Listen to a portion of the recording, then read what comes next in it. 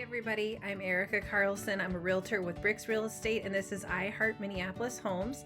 Thank you so much for joining me today. We're talking about a really important topic in the Twin Cities. Well, actually it's nationwide, that people are in multiple offers yet still, and it's that feeling of finding the perfect house and then being told no, and just stepping back and questioning, what could have been resolved before that to help. And so one of the things to think about in a really broad sense is, while money has always mattered and will continue to matter, it's also all the little things. So if somebody's getting multiple offers, they're going to really dig down into the different terms of the contract to see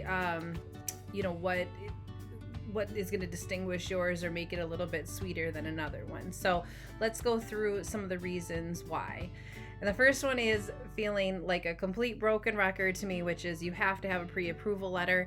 I've never seen anybody not have one, but there's no point in looking at houses that turn around and sell in hours, days, and you don't even know what you're approved for in terms of your budget. So get that letter figured out before you start house shopping. And then if you're going to pay with cash, and when we say cash, we mean the full amount, not the monthly amount, you need a proof of funds from some sort of source. So it can't be money under that mattress. So where is this money coming from? The seller's going to want to know that you're financially strong. They're looking at terms like, how much money are you putting down? What's your earnest money? What type of loan package is it? So they're going to be thinking again about all the nuances, and they're looking for a secure offer and a great, strong offer financially speaking. So those are the two things. You also have to think about your realisticness. So when somebody says they're going to come in and lowball an offer in this market where people are getting multiples, it's just probably not a great use of your time to just see if they're going to accept it. The question you'd have to ask yourself is, if you were the seller, would you want that offer when you have 5 others that are above asking? Of course not. So you need to be realistic about the market you're in. So if you're watching this and it's no longer a seller's market, then that's an entirely different story. But it's been like this since 2012, so we do need to be considerate of that. We also want to think about how many contingencies we're putting on our offer. So a common one is an inspection contingency, which I'm always going to recommend getting an inspection. However, again, when you're in multiple offers, you have to stop and ask yourself what the significance of that inspection is. Do you have to make it contingent, or could you just get the inspection and deal with whatever is later, that you just kind of know what you're getting into? So again, a good real estate agent's going to walk you through the pros and cons of these contingencies. So you want to consider about the strength of your offers. You want to be realistic.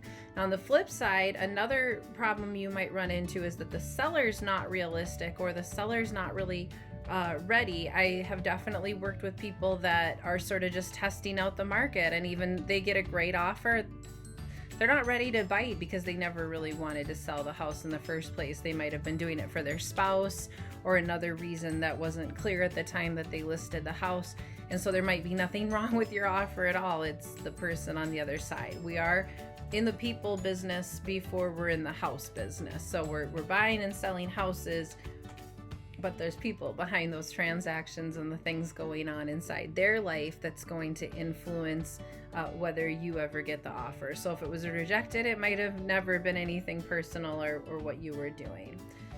All right, so our last important point is your buyer's agent should be asking what your seller's timeline is, or any sort of nuances that would make your offer stand out to them a little bit more. Never be in such a hurry that you're not finding out if, let's say, the seller wants to build new construction and they're under contract. They need 3 more months before their house is going to be finished. Ideally, they would like to live there longer before the house sells. That's going to be significant versus somebody whose house is vacant, they've already moved out, and they hope they can close in a week or in a month minimally. So you need to find out those things, because you could be writing your offer completely opposite of what your seller needs or wants. So that's kind of a common example, is finding out the closing date preference, but there could be other details. And so you never want to be moving so quickly that you're not asking those questions or making it at least clear that you're flexible. Now, if you're not, that's obviously a whole different situation. But again, when we're in a seller's market, we're trying to cater to the seller so that we will stand out against other offers. And that comes down to who your buyer's agent is and if they're asking the right questions. So I just want to thank you for joining me again today. Please feel free to comment, tag somebody. If you want to go deeper into this conversation, it would be lovely to grab a cup of coffee with you or to talk about it.